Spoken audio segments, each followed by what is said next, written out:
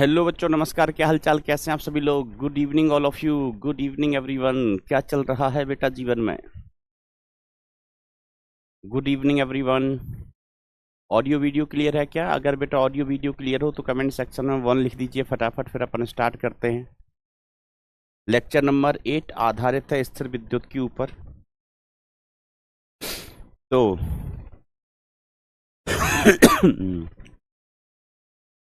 आज अपन को विद्युत क्षेत्र की चर्चा करनी थी भाइयों। तो विद्युत क्षेत्र क्या होता था, ये मैंने आपको बताया था कि आवेश के क्षेत्र को हम विद्युत क्षेत्र कहते हैं। किसके क्षेत्र को बेटा? आवेश के क्षेत्र को हम क्या कहते हैं? विद्युत क्षेत्र। ऑडियो वीडियो क्लियर है? Yes, okay okay okay. तो चलो कहानी कारवा आगे बढ़ाते हैं अपन। एक बार मैं इसको और पढ़ देता हूं।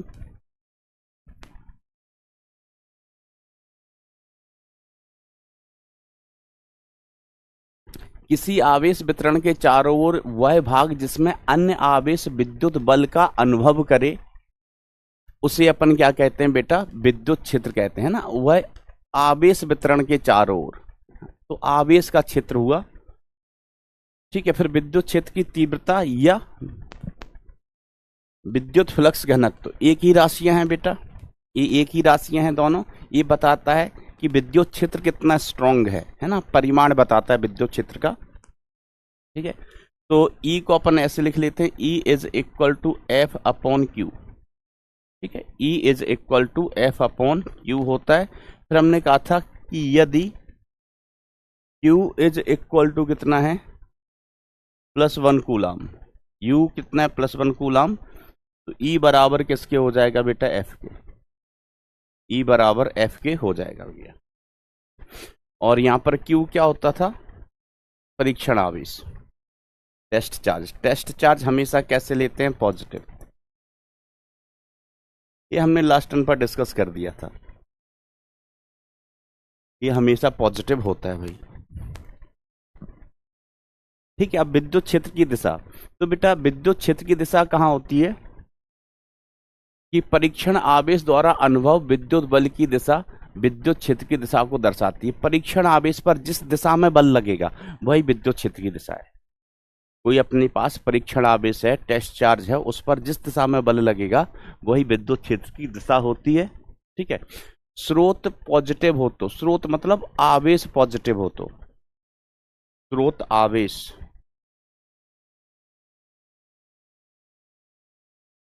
मतलब टेस्ट चार्ज तो हमेशा पॉजिटिव होना है। ठीक है, ये आवेश पॉजिटिव हो तो विद्युत क्षेत्र की दिशा स्रोत से दूर होती है, जबकि विद्युत क्षेत्र का स्रोत, विद्युत क्षेत्र का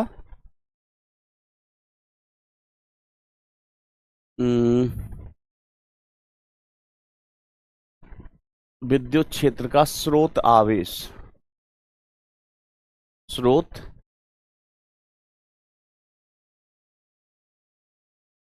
आवेश नेगेटिव हो तो विद्युत क्षेत्र की दिशा स्रोत की ओर होती है। ई की दिशा उच्च विभव से निम्न विभव की ओर होती है। तो विभव क्या होता है ये हम आगे पढ़ेंगे बेटा, विभव के बारे में हम आगे पढ़ेंगे, अभी इसको फिलहाल याद रख लेना, विभव आगे पढ़ेंगे।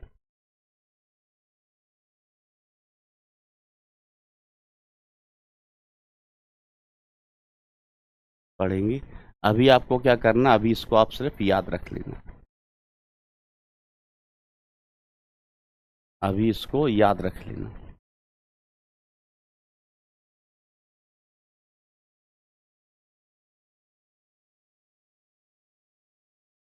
हाँ, इन दो पॉइंट को डिस्कस करते हैं पहले अपन। देखो मान लीजिए हमारा आवेश पॉजिटिव है। स्रोत आवेश का मतलब वो हुआ जिसके कारण हम विद्युत क्षेत्र देख रहे हैं। स्रोत आवेश क्या होगा बेटा? वो आवेश जिसके कारण हम विद्युत क्षेत्र देख रहे हैं। ठीक है, ऐसा। तो अपना स्रोत आवेश मान लीजिए कैसा है? पॉजिटिव।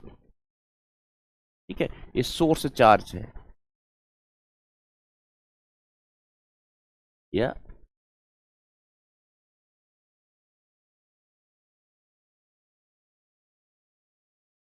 ये सोर्स चार्ज है बेटा। ठीक है, तो हमें दिशा बनानी है किसकी, विद्युत क्षेत्र की, अलग अलग बिंदुओं पर विद्युत क्षेत्र की दिशा बनानी है। तो हम यहां पर एक टेस्ट चार्ज रखे, क्या रखे बेटा, टेस्ट चार्ज।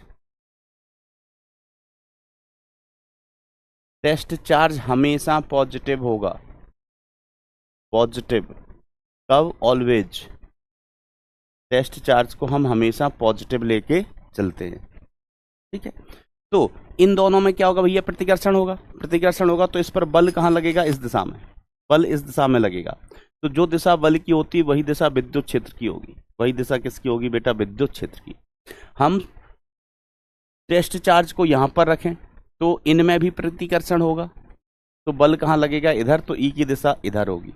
हम अगर टेस्ट चार्ज को यहां पर रखते हैं तो ये पॉजिटिव पॉजिटिव पॉजिटिव पॉजिटिव में प्रतिकर्षण होगा, तो बल इस दिशा में लगेगा, तो विद्युत क्षेत्र इधर होगा। तो आप देख सकते हैं कि पॉजिटिव चार्ज के कारण जो विद्युत क्षेत्र है वो हमेशा पॉजिटिव चार्ज से दूर की तरफ होगा, क्योंकि दोनों पॉजिटिव चार्ज हैं तो इनमें प्रतिकर्षण होगा। प्रतिकर्षण होगा तो पॉजिटिव चार्ज आवेश से दूर जाएगा। कहां जाएगा, दूर। तो जो पहला पॉइंट है कि परीक्षण आवेश द्वारा अनुभव विद्युत बल की दिशा विद्युत क्षेत्र की दिशा को दर्शाती है। इसको दर्शाती है, विद्युत क्षेत्र की दिशा को। ठीक है, फिर देखो, आवेश पॉजिटिव हो तो विद्युत क्षेत्र स्रोत से दूर होता है। ये आवेश पॉजिटिव है तो विद्युत क्षेत्र कहां है, स्रोत से दूर की तरफ, दूर की तरफ, ऐसा, इधर इधर इधर इधर इधर। अब देखो, अगर सोर्स आवेश नेगेटिव हो तो क्या होगा, स्रोत आवेश का मतलब वो आवेश जिसके कारण हम विद्युत क्षेत्र बना रहे हैं। अगर ये नेगेटिव होता फिर हम यहाँ पर एक टेस्ट चार्ज रखें। टेस्ट चार्ज कैसा लेते हैं, पॉजिटिव। तो भैया ये पॉजिटिव ये नेगेटिव, ये पॉजिटिव ये नेगेटिव, बल इस दिशा में लगेगा, बल इस दिशा में लगेगा तो विद्युत क्षेत्र की भी दिशा यही हो जाएगी। यहां पर रखें हम टेस्ट चार्ज, तो ये पॉजिटिव ये नेगेटिव, इनमें आकर्षण होगा, आकर्षण, बल इस दिशा में लगेगा तो विद्युत क्षेत्र इसी दिशा में होगा। हम यहां पर रख के देखें बेटा टेस्ट चार्ज, तो ये नेगेटिव पॉजिटिव, इनमें आकर्षण होगा तो बल इस दिशा में लगेगा तो विद्युत क्षेत्र की दिशा यही होगी। तो देखो, आप कहीं पर भी पॉजिटिव चार्ज रख के देख लो, बल इस दिशा में ही लग रहा है, नेगेटिव चार्ज के कारण। सोर्स आवेश नेगेटिव है, इसलिए क्या करेगा बेटा, ये नेगेटिव है इसलिए बेटा ये टेस्ट चार्ज को अपनी तरफ खींचेगा। टेस्ट चार्ज कैसा होता है, पॉजिटिव। तो बड़ी सिंपल सी बात है, ठीक है, कि अगर नेगेटिव चार्ज होगा तो विद्युत बल रेखाएं उसके तरफ होंगी, उसके तरफ होंगी, है ना। तो इस पॉइंट को बेटा याद रखना है ना। तो यही लिखा है बेटा कि जबकि विद्युत क्षेत्र का स्रोत आवेश नेगेटिव हो तो विद्युत क्षेत्र की दिशा स्रोत की ओर होगी। विद्युत क्षेत्र की दिशा किसकी ओर होगी बेटा, स्रोत के ओर होगी। ठीक है, तो अगर हम विद्युत बल रेखाएं बनाएं, विद्युत बल रेखाएं, विद्युत बल रेखाएं पॉजिटिव चार्ज की नेगेटिव चार्ज की कैसी होंगी। ठीक है, तो पहले तो अपन ये समझेंगे कि विद्युत बल रेखाएं होती क्या है। बहुत ही इंपॉर्टेंट पॉइंट है, बहुत ही इंपॉर्टेंट पॉइंट है। विद्युत बल रेखाएं होती क्या है, तो देखो, कोई भी क्षेत्र है, कोई भी क्षेत्र है, ठीक है, तो वो हमें दिखाई नहीं देता है। जैसे अपने आसपास कौन सा क्षेत्र है, ग्रेविटेशनल क्षेत्र है। कौन सा क्षेत्र है बेटा, ग्रेविटेशनल क्षेत्र है। हमने पेन पकड़ा, नीचे गया, पेन छोड़ा, नीचे गया, पेन छोड़ा, नीचे गया, पेन छोड़ा, नीचे गया। तो पेन नीचे क्यों जा रहा है, तो गुरुत्वीय क्षेत्र के कारण, गुरुत्वीय क्षेत्र के कारण। लेकिन अगर हम देखने का कोशिश करें, तो हमें दिखाई नहीं दे रहा है गुरुत्वीय क्षेत्र। तो कोई भी क्षेत्र होता है बेटा वो हमें दिखाई नहीं देता है। जिज्ञासा प्रताप, ओ जिज्ञासा प्रताप, बेटा दोनों आवेश नेगेटिव नहीं होते हैं पगले। हमने बताया कि टेस्ट चार्ज हमेशा पॉजिटिव लेते हैं, ये बात दिमाग में नहीं घुस रही है। टेस्ट चार्ज बेटा हमेशा पॉजिटिव ही लिया जाता है। मैंने लिख भी दिया है कि पॉजिटिव ऑलवेज, इसका मतलब होता है हमेशा पॉजिटिव। ठीक है, तो गुरुत्वीय क्षेत्र बेटा अपन को दिखाई नहीं दे रहा है, गुरुत्वीय क्षेत्र बेटा हमें दिखाई नहीं देगा, बरोबर। लेकिन अगर हम सोचें, है ना, सोचें कि गुरुत्वीय क्षेत्र कैसा होगा, ठीक है, गुरुत्वीय बल रेखाएं कैसी होंगी, तो हमने पेन लिया, छोड़ दिया, कहाँ गया, नीचे। तो यहां पर हम कहेंगे गुरुत्वीय क्षेत्र नीचे, इसलिए पेन नीचे भाग दिया है। यहां पर लिया पेन, छोड़ा, कहाँ गया, नीचे गया। यहां पर लिया पेन, छोड़ा, कहाँ गया, नीचे। तो हमें ये चीज समझ में आई कि जो गुरुत्वीय बल रेखाएं होंगी वो हमेशा नीचे होंगी। तो गुरुत्वीय बल रेखा हमें बनाना हुआ तो इस प्रकार से बना देंगे, इस प्रकार से बना देंगे, ठीक है। तो गुरुत्वीय बल रेखाएं किसके कारण है बेटा, द्रव्यमान के कारण, पृथ्वी के द्रव्यमान के कारण। हम यहां पर बना रहे हैं क्या, विद्युत बल रेखाएं, विद्युत बल रेखाएं। तो देखो अपन विद्युत बल रेखाओं के बारे में यही पॉइंट कहेंगे कि विद्युत बल रेखाएं हमें दिखाई नहीं देती हैं, अदृश्य होती हैं, ठीक है। लेकिन अगर हम कल्पना करें, अपन सोचें कि विद्युत बल रेखाएं कैसी होना चाहिए, ठीक है, तो ये एक कल्पना होती है कि विद्युत बल रेखाएं ऐसी होंगी। तो मैं एक लाइन लिखता हूं, कोई भी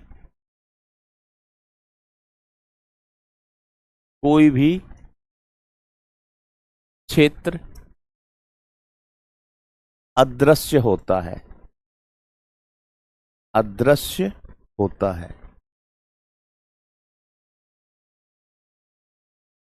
ठीक है, अदृश्य होता है,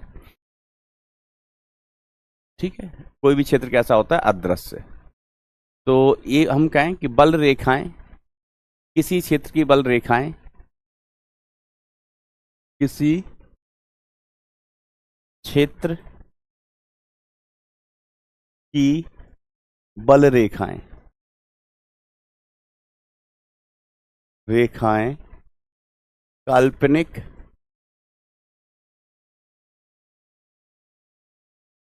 काल्पनिक वक्र होते हैं।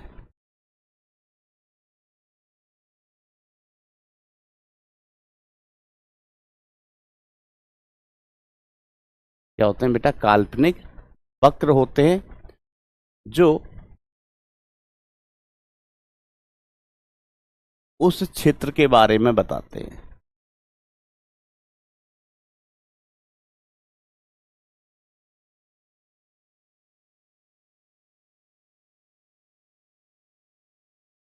उस क्षेत्र के बारे में बताते हैं, ठीक है।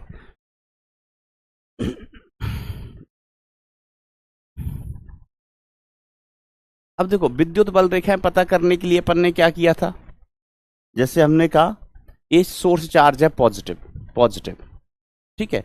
अब यहां पर टेस्ट चार्ज कहीं पर भी रख लो बेटा, तो इन दोनों के बीच प्रतिकर्षण होगा, बल इधर लगेगा, बल कहां लगेगा, इधर। तो इसकी जो विद्युत बल रेखा है वो इस प्रकार से हो जाएंगी, काल्पनिक वक्र होते हैं, दिखती नहीं है, बस हम कल्पना कर रहे हैं कि कैसी होंगी। तो पॉजिटिव चार्ज जो होता है उसकी विद्युत बल रेखाएं पॉजिटिव चार्ज से दूर होती है। ये अकेला पॉजिटिव चार्ज है, एक विलगित पॉजिटिव चार्ज। अगर हमारे पास एक विलगित, विलगित का मतलब होता है बेटा अकेला, एक विलगित नेगेटिव चार्ज होगा तो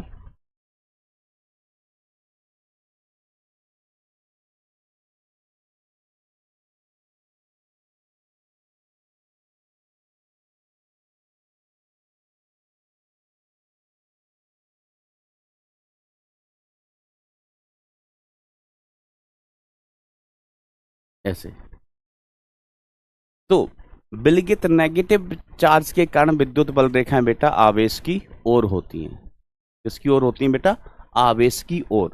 तो याद रखना कि पॉजिटिव चार्ज से विद्युत बल रेखाएं निकलती हैं और नेगेटिव चार्ज पर विद्युत बल रेखाएं आके खत्म हो जाती हैं। तो विद्युत बल रेखाएं बेटा यहां पर देखो, ये नेगेटिव चार्ज है, इस पर आके खत्म हो रही हैं, इस पर आके खत्म हो रही हैं। और ये पॉजिटिव चार्ज है, इस पर विद्युत बल रेखाएं, यहां से विद्युत बल रेखाएं निकल रही हैं, ठीक है, याद रखना। अब और गुणों की बात करते हैं। अभी टच में चल रहे हो भाई, ये बात क्लियर है कि विद्युत बल रेखाएं क्या है, दिखती तो है नहीं, काल्पनिक वक्र खींचते हैं अपन। और कैसे बनाते हैं इसको, टेस्ट चार्ज रख देते हैं, जिस दिशा में टेस्ट चार्ज गया अपन ने बल रेखा उधर बना दी।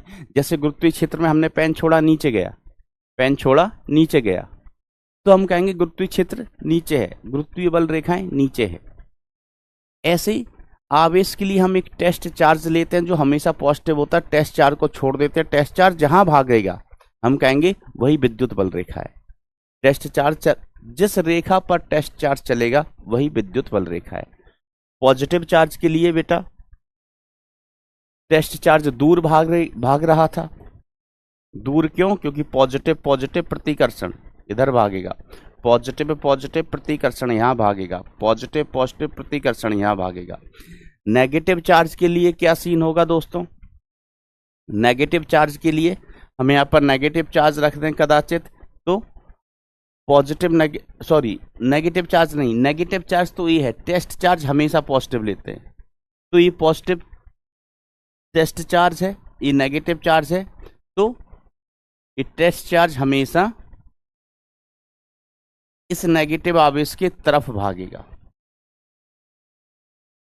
है ना? समझ रहे हो बेटा? जिज्ञासा, टेस्ट चार्ज कभी नेगेटिव नहीं लेते हैं, है ना, इसलिए दोनों नेगेटिव लेने का नहीं। अब देखो विद्युत बल रेखाओं के कुछ गुणधर्म। विद्युत बल रेखा जिसको इंग्लिश में बोलते हैं इलेक्ट्रिक लाइंस ऑफ फोर्स, है ना, विद्युत बल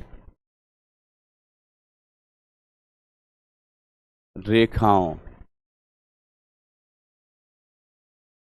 के गुणधर्म।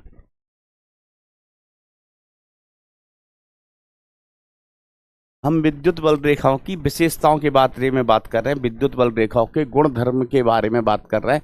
हम सीखेंगे कि हमें विद्युत बल रेखाओं से क्या मिलता है, ठीक है? तो पहला पॉइंट कि विद्युत बल रेखा पर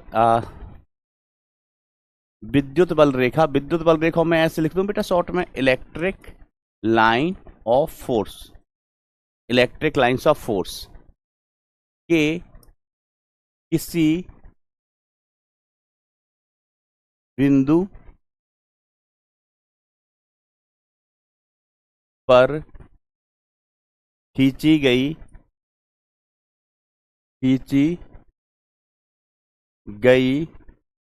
बल रेखा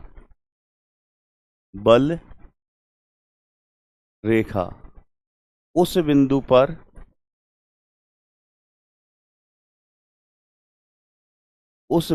पर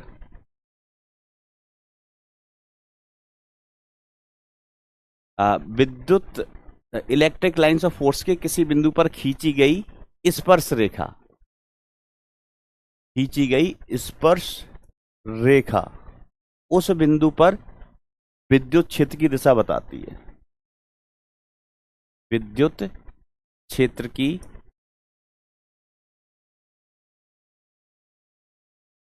दिशा बताती है, विद्युत क्षेत्र की दिशा बताती है। अब समझिए इस पॉइंट को बेटा, जैसे हमने कहा कि यहां पर कोई विद्युत बल रेखा ऐसे है, तो इसकी दिशा तो लगातार बदल रही है, हर एक बिंदु पर दिशा बदल रही। विद्युत बल रेखा कुछ इस प्रकार से है, टेढ़ी मेढ़ी। अब अगर हमें किसी बिंदु पर विद्युत क्षेत्र की दिशा ज्ञात करना है तो हम क्या करेंगे, उस बिंदु पर एक स्पर्श रेखा खींच देंगे। जैसे किसी ने कहा कि इस बिंदु पर विद्युत क्षेत्र की दिशा बताओ, तो हमने यहां पर एक स्पर्श रेखा खींच दी।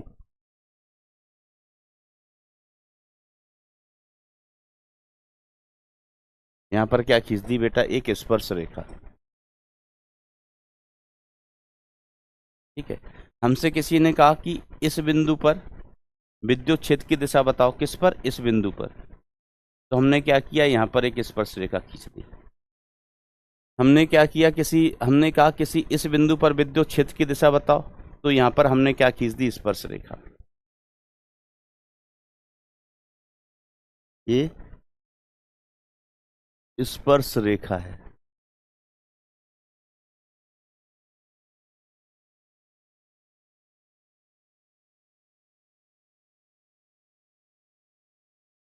स्पर्श रेखा। ये भी क्या है, एक स्पर्श रेखा।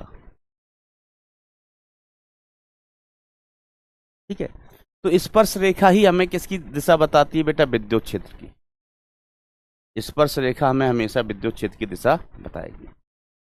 Is it clear my dear friends? हाँ सर, ये बात क्लियर है। ठीक है, तो बड़ा आसान सा पॉइंट है, इसमें कोई रॉकेट साइंस नहीं है।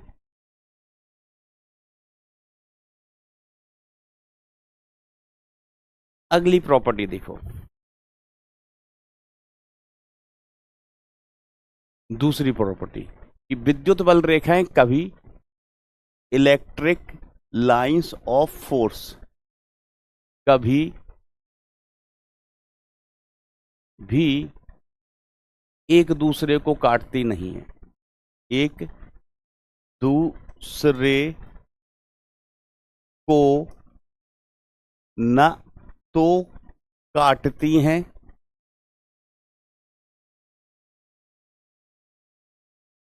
न तो काटती हैं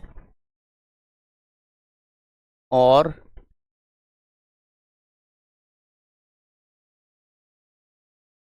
ना ही स्पर्श करती हैं। ना ही काटती हैं और ना ही स्पर्श करती हैं। तो विद्युत बल रेखाएं होंगी तो वो एक दूसरे को कभी काटेंगी नहीं और ना ही एक दूसरे को कभी टच करेंगी, एक दूसरे को कभी स्पर्श करेंगी। ऐसा क्यों? कारण समझिए। कारण क्या करिए बेटा, कारण समझिए। देखो, हमने यहां पर दो बल रेखाएं बनाई। एक बल रेखा पगलू, एक विद्युत बल रेखा ऐसे और दूसरी विद्युत बल रेखा बेटा कुछ ऐसे। ये एक दूसरे को काट गई, एक दूसरे को काट रही हैं। तो जो कटान बिंदु है, कटान बिंदु, यहां पर हम स्पर्श रेखाएं खींचें, विद्युत क्षेत्र की दिशा पता कर लेते हैं। हमने सोचा कि हम विद्युत क्षेत्र की दिशा पता करेगा, तो विद्युत क्षेत्र की दिशा पता करने का तरीका क्या है? स्पर्श रेखा खींच दो भैया। क्या करो दोस्तों, स्पर्श रेखा खींच दो। तो हमने इस पॉइंट पर स्पर्श रेखा खींची, जुई।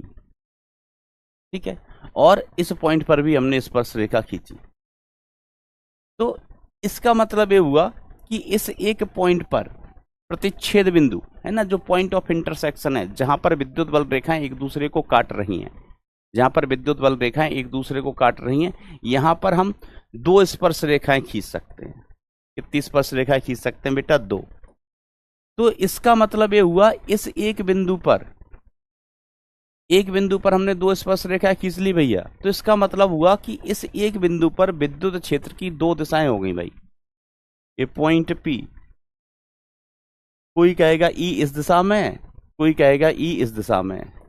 ठीक है, समझ रहे हो कि स्पर्श बिंदु पर, सॉरी स्पर्श नहीं, कटान बिंदु पर, जहां पर विद्युत बल रेखाएं एक दूसरे को काट रही हैं, तो कटान बिंदु पर हम स्पर्श रेखाएं खींचें तो कितनी स्पर्श रेखा हो गई? दो।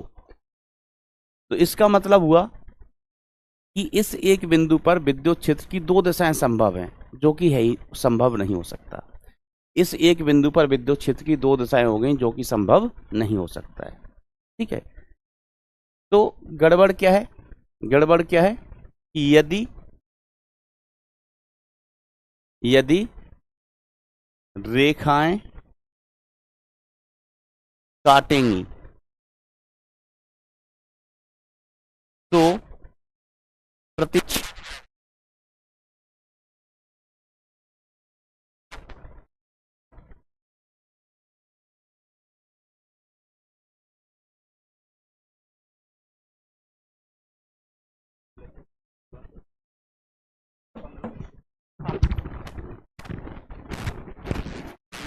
खींची जा सकती है, खींच जा सकती हैं, अर्थात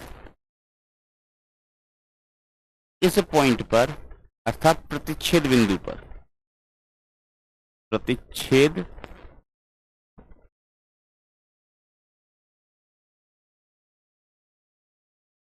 इलेक्ट्रिक फील्ड की, इलेक्ट्रिक फील्ड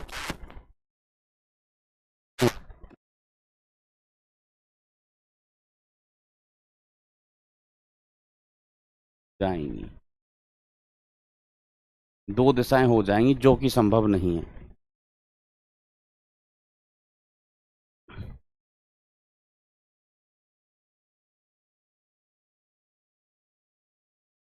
जो कि संभव नहीं है, जो कि संभव नहीं है। एक पॉइंट पर बेटा विद्युत क्षेत्र की दो दिशाएं नहीं हो सकती हैं।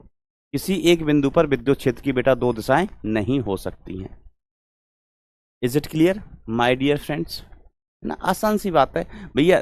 कभी भी ऐसे ही नहीं कि कोई भी दो बल रेखाओं कटवाओ, एक बल रेखा ऐसे है, दूसरी बल रेखा ऐसी है, तो ये प्रतिच्छेद बिंदु है, यहाँ पर स्पर्श रेखा खींच दी है तो ऐसे, यहाँ पर इस पर स्पर्श रेखा खींची तो ऐसे, तो विद्युत क्षेत्र की कितनी दिशाएं हैं? दो।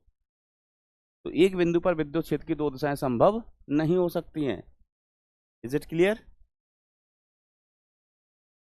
Is it clear?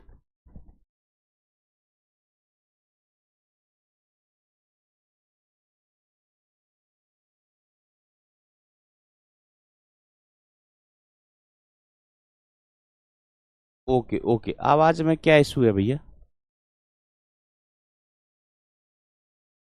सही आ रही होगी भैया आवाज, कैसा कर रहे हो?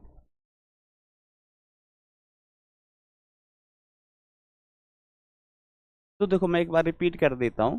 कहा गया है कि विद्युत बल रेखाएं कभी एक दूसरे को न तो काटती हैं और ना ही स्पर्श करती हैं। तो काट क्यों नहीं सकती हैं, उसका रीजन मैंने बताया कि यहाँ पर इलेक्ट्रिक फील्ड विद्युत बल रेखा एक और यहाँ पर विद्युत बल रेखा दो, हमने दो विद्युत बल रेखाएं ले ली हैं। विद्युत बल रेखा दूसरी, विद्युत बल रेखा पहली, और इनको कटवा दिया, इनको कटवा दिया। एक कटान बिंदु है तो कटान बिंदु पर एक स्पर्श रेखा भैया ये हो गई, दूसरी स्पर्श रेखा कटान बिंदु पर ये हो गई। तो कटान बिंदु पर दो स्पर्श रेखाएं हैं, कटान बिंदु पर दो स्पर्श रेखाएं हैं।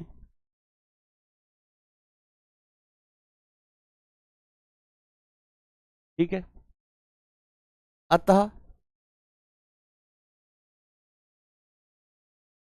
दो दिशाएं हो जाएंगी विद्युत क्षेत्र की, जो कि संभव नहीं है।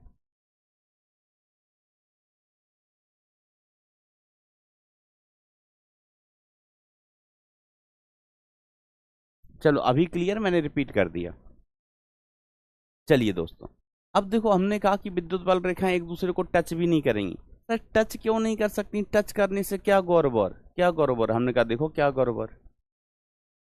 मान लीजिए इस पॉइंट पर विद्युत बल रेखाओं ने एक दूसरे को टच कर दिया, काटा नहीं है, टच कर दिया, तो ये टचान बिंदु है। जैसे कटान बिंदु था, कटान बिंदु, ये टचान बिंदु है जहां पर टच कर रही हैं विद्युत बल रेखाएं। ठीक है, तो अब देखो भाई सीण योस है, इसमें क्या गड़बड़ हो गया? अपन समझते हैं इसमें क्या गड़बड़ हो गया। ठीक है, तो हम अगर दो प्रेक्षक ले लें, एक प्रेक्षक यहां पर प्रेक्षक ए और दूसरा प्रेक्षक यहां पर ले लिया प्रेक्षक बी, प्रेक्षक बी। तो हम अगर प्रेक्षक ए से पूछें, हम अगर प्रेक्षक ए से पूछें कि प्रेक्षक ए इस टचान बिंदु पर आपको कैसा आवेश दिखाई दे रहा है, तो ये कहेगा कि इस टचान बिंदु पर या इस बिंदु P पर विद्युत बल रेखाएं खत्म हो रही हैं, विद्युत बल रेखाएं जाके खत्म हो रही हैं। और विद्युत बल रेखाएं खत्म कहाँ होती हैं? विद्युत बल रेखाएं खत्म कहाँ होती हैं? नेगेटिव चार्ज पर, नेगेटिव चार्ज पर। पॉजिटिव चार्ज से विद्युत बल रेखाएं निकलती हैं। ये तो हम याद कर चुके हैं बेटा, ये तो हम याद कर चुके हैं। ठीक है, तो इसके अनुसार, इस प्रेक्षक के अनुसार पॉइंट P पर नेगेटिव चार्ज होगा, पॉइंट P पर नेगेटिव चार्ज होना चाहिए, नेगेटिव चार्ज। और इसके अनुसार इससे पूछो तो ये कहेगा अइला पॉइंट P से विद्युत बल रेखाएं निकल रही हैं, पॉइंट P से विद्युत बल रेखाएं निकल रही हैं। समझते हो ना बेटा, ये यहां जा रही हैं, तीर देखो, तीर की इस साइड से देखने पे लग रहा है कि खत्म हो रही, यहां से निकल रही हैं। तो ये ऑब्जर्वर, ये प्रेक्षक देखेगा कि पॉइंट P से विद्युत बल रेखाएं निकल रही हैं, तो ये कहेगा कि पॉइंट पी पर पॉजिटिव चार्ज है, पॉजिटिव चार्ज है, पॉइंट पी पर पॉजिटिव चार्ज है। अब सॉरी, पॉइंट पी पर यस, ये नेगेटिव बोलेगा भैया, ये क्या बोलेगा, नेगेटिव, ये बोलेगा पॉजिटिव, ये बोलेगा पॉजिटिव। अब एक पॉइंट पर दो अलग अलग प्रकार के चार्ज नहीं हो सकते, एक पॉइंट पर दो अलग अलग प्रकार के आवेश नहीं हो सकते हैं, ठीक है, इसलिए इनका टच करना ही बेकार है, विद्युत बल रेखाएं टच नहीं कर सकती हैं, ठीक है। आप चाहो तो हम एक प्रॉपर्टी और ऐड कर सकते हैं वाला, इसको आप याद ही रख लेना, फिर इसको हम नंबर 3 दे देता है, नंबर 3। सर ये नंबर 3 है तो नंबर 2 क्या, नंबर 2 ये कि विद्युत बल रेखाएं, electric lines of force positive charge से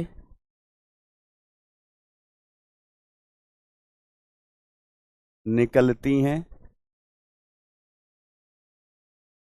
पॉजिटिव चार्ज से निकलती हैं तथा नेगेटिव चार्ज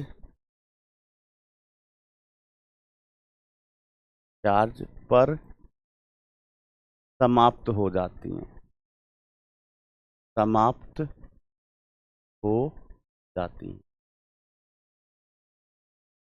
पॉजिटिव चार्ज से निकलती हैं और नेगेटिव चार्ज पर समाप्त हो जाती हैं। अगर मैं एक डायग्राम भी बना दूं यहाँ पर, ये हमारे पास एक पॉजिटिव चार्ज है, यहाँ पर हमारे पास एक नेगेटिव चार्ज था, इसका मान Q1, इसका मान Q2। तो पॉजिटिव चार्ज से विद्युत बल रेखाएं हमेशा निकलेंगी, पॉजिटिव चार्ज से विद्युत बल रेखाएं हमेशा निकलेंगी और नेगेटिव चार्ज पर जाके खत्म होंगी, नेगेटिव चार्ज पर जाके खत्म हो रही हैं। देखो नेगेटिव चार्ज पर खत्म, पॉजिटिव चार्ज से निकल रही हैं। और बना दूं,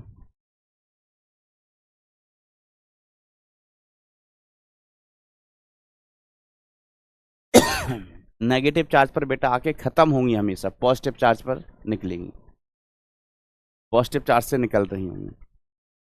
अच्छा, अब यहाँ पर मैं ELOF का मतलब होता है इलेक्ट्रिक लाइंस ऑफ फोर्स बेटा, यहाँ अरे यार, इसीलिए तो यहाँ पर मैंने इंग्लिश में लिखवाया था इलेक्ट्रिक लाइंस ऑफ फोर्स, इसको शॉर्ट में क्या कह देंगे, ELOF, electric lines of force, electric lines of force, बरोबर ऐसा। चलिए ठीक है, अब यहां पर बेटा अपन आवेश के परिमाण का भी कंपैरिजन कर सकते हैं, आवेश के परिमाण की भी तुलना कर सकते हैं, आवेश के परिमाण की भी तुलना कर सकते हैं।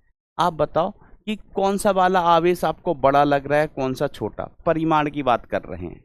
अगर हम Q1 का परिमाण और Q2 का परिमाण तुलना करना चाहें तो आपको कौन सा क्या लग रहा है, कौन सा आवेश ज्यादा होना चाहिए, Q1 या Q2, लॉजिक के साथ बताना।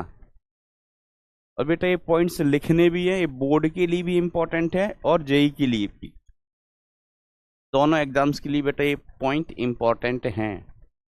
तो यस बिल्कुल सही, Q2 हमें ज्यादा लग रहा है, क्यों लग रहा है, क्योंकि Q2 से संबंधित विद्युत बल रेखाओं की संख्या ज्यादा है, Q2 से संबंधित विद्युत बल रेखाएं 1 2 3 4 5 6 7 8 8 हैं, और Q1 से संबंधित विद्युत बल रेखा 1 2 3 4 5 ही हैं, 5 ही हैं, तो ये आवेश कम होगा, ये आवेश ज्यादा होगा। समझ रहे हो, बिल्कुल सही कह रहा है बेटा आपका कॉमन सेंस, आपका दिमाग। तो ये वाले पॉइंट हमने एक्सप्लेन कर ही दिए हैं। अब देखो अगला पॉइंट,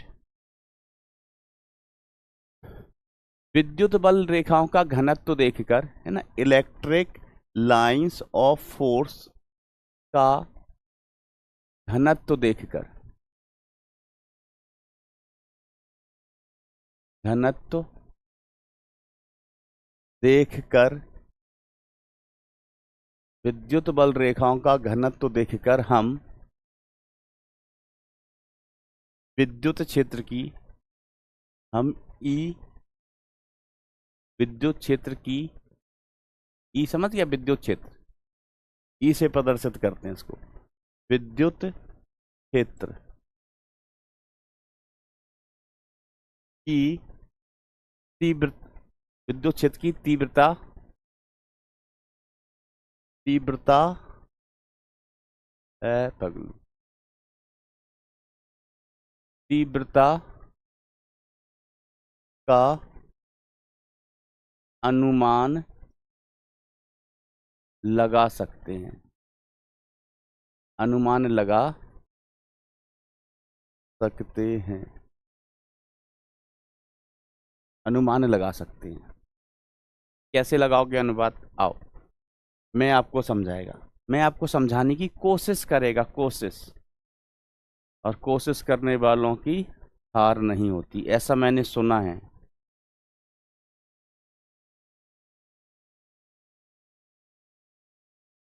ठीक है, तो पॉइंट ए, पॉइंट बी, और ये पॉइंट सी, पॉइंट सी।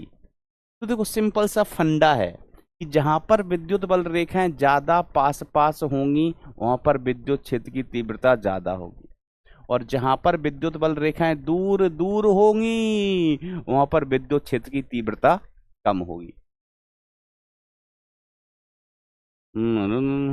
ठीक है, ऐसा।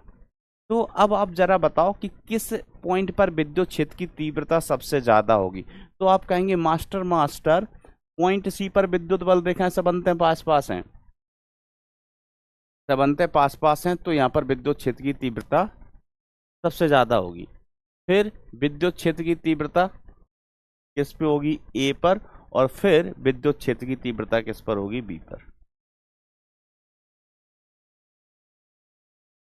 समझ गए कि बात को, यस, सबसे ज्यादा सी पर, वहां विद्युत बल रेखाएं सबसे पास पास हैं, और पॉइंट बी पर विद्युत बल रेखाएं सबसे दूर दूर हैं, तो विद्युत क्षेत्र की तीव्रता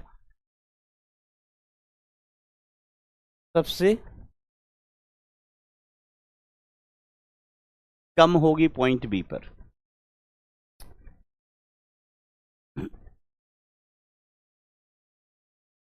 और पॉइंट देखो, है ना, ये सारे आपको कॉपी में भी लिखने हैं, चाहो तो साथ साथ लिखते चलना। पांचवा पॉइंट, पांचवा पॉइंट,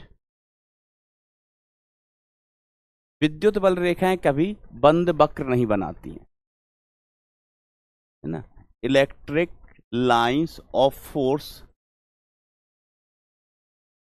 है ना, स्थिर विद्युत में, है ना, ध्यान देना, इसमें मैं एक पॉइंट ऐड कर देता हूं, स्थिर विद्युत।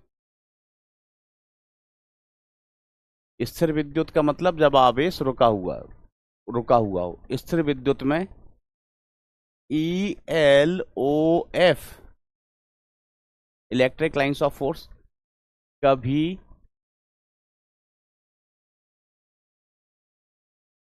कभी भी बंद वक्र नहीं बनाती हैं, बंद वक्र नहीं बनाती हैं, नहीं बनाती, नहीं बनाती हैं, कभी भी बंद वक्र नहीं बनाती हैं। इलेक्ट्रिक लाइंस ऑफ फोर्स बेटा कभी भी बंद वक्र नहीं बनाती, ठीक है। तो कभी आपको इलेक्ट्रोस्टैटिक्स में इसको बेटा अंदर लाइन करना है, इस बिंदु को, स्थिर विद्युत में, स्थिर विद्युत में ऐसे। तो बेटा विद्युत बल रेखाएं कभी भी बंद वक्र नहीं बना सकती, ऐसे बंद वक्र नहीं बना सकती हैं विद्युत बल रेखा।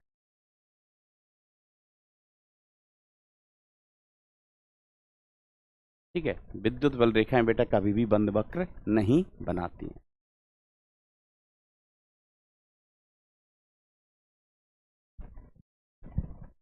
ठीक है, ऐसा क्यों होता है, क्योंकि विद्युत बल रेखाएं ना बेटा संरक्षी होती हैं। छठवां पॉइंट यहां पर लिख देते हैं, विद्युत क्षेत्र, विद्युत क्षेत्र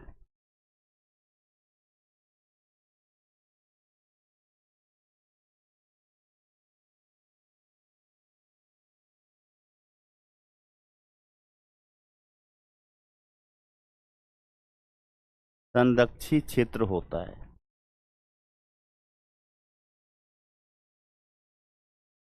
विद्युत क्षेत्र संरक्षी क्षेत्र होता है। विद्युत क्षेत्र बेटा कैसा होता है? संरक्षित क्षेत्र होता है। ठीक है, संरक्षित क्षेत्र क्या होता है याद है तो अपन इंग्लिश में बोलते हैं कंजर्वेटिव फील्ड। संरक्षित क्षेत्र होता था बेटा ऐसा क्षेत्र जहां पर किया गया कार्य पथ पर निर्भर नहीं करता है ना। 11th क्लास का टॉपिक है कार्य ऊर्जा शक्ति वाले अध्याय का, संरक्षी और असंरक्षित क्षेत्र। संरक्षित क्षेत्र क्या होते हैं? जिनमें ऊर्जा हानि नहीं होती है, ऊर्जा हानि नहीं होती है, किया गया कार्य पथ पर निर्भर नहीं करता है। ठीक है, एक बंद वक्र में कार्य कितना होता है? 0 होता है संरक्षित क्षेत्रों में। ठीक है, तो इस पॉइंट को याद रखना। स्थिर विद्युत में विद्युत बल रेखाएं कभी भी बंद वक्र नहीं बनाती हैं। बरोबर। चलिए, और क्या कह सकते हैं? 2 पॉइंट और हैं। 7वां कि विद्युत बल रेखाओं की दिशा, विद्युत बल रेखाओं की दिशा है ना, इलेक्ट्रिक लाइंस ऑफ फोर्स की दिशा उच्च विभव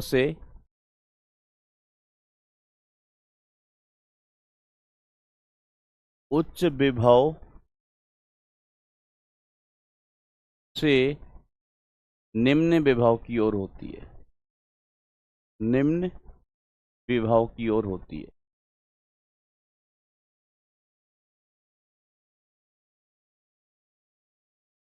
सर ऐसा क्यों? तो बेटा ये जब हम विभव के बारे में बताएंगे तब इसका डिस्कशन करेंगे, है ना। अभी अपन विभव ही नहीं जानते, दैट व्हाट इज विभव। तो इस पॉइंट को हम आगे एक्सप्लेन करेंगे जब विभव पढ़ेंगे तब, जब विभव पढ़ेंगे तब। और 8वां पॉइंट क्या है? 8वां पॉइंट क्या है कि electric lines of force, electric lines of force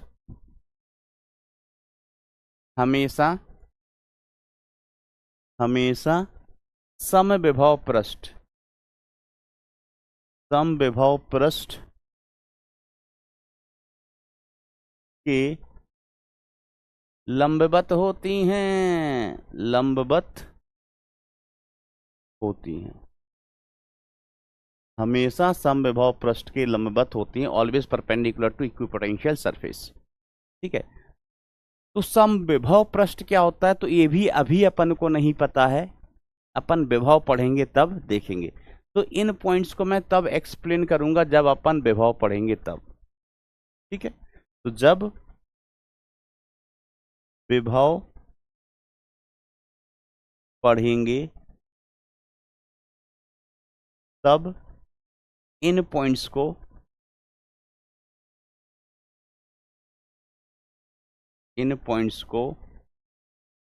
explain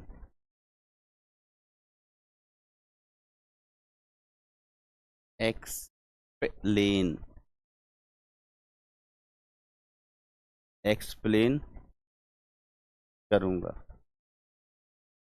तब इन पॉइंट्स को एक्सप्लेन करूंगा। कब? जब हम विभव पढ़ेंगे तब।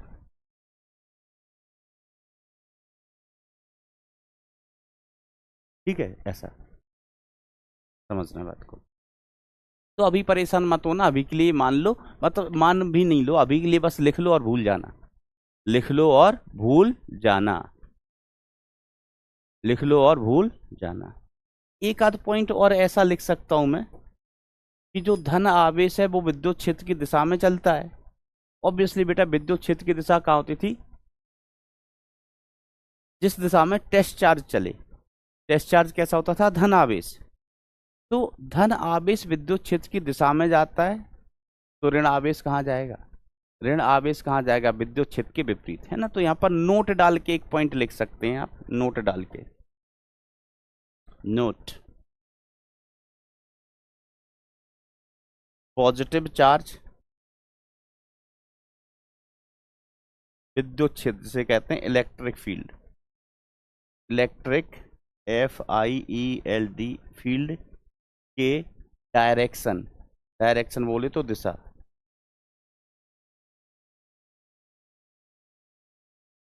में चलता है, चलता है,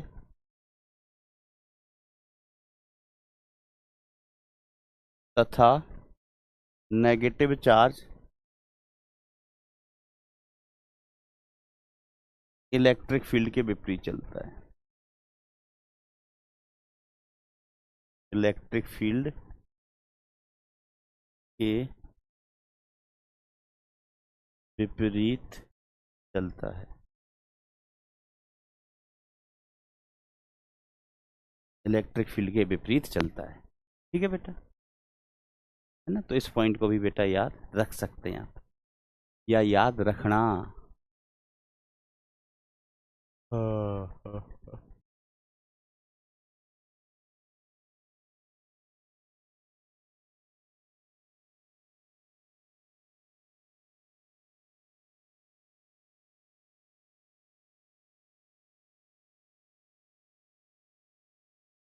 अब देखो अपन चर्चा करते हैं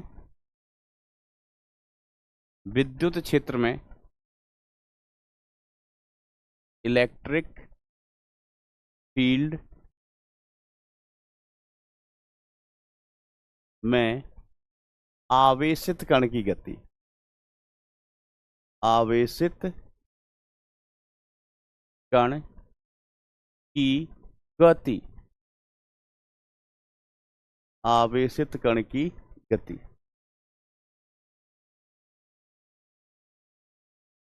आवेशित कण की गति।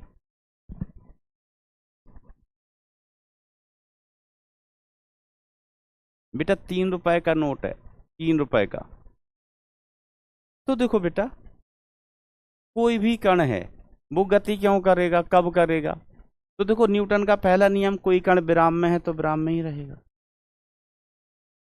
विराम में है तो विराम में ही रहेगा। कब तक? जब तक कि उस पर बल ना लगे। और कण नियत वेग से चल रहा है तो वो नियत वेग से चलता ही रहेगा।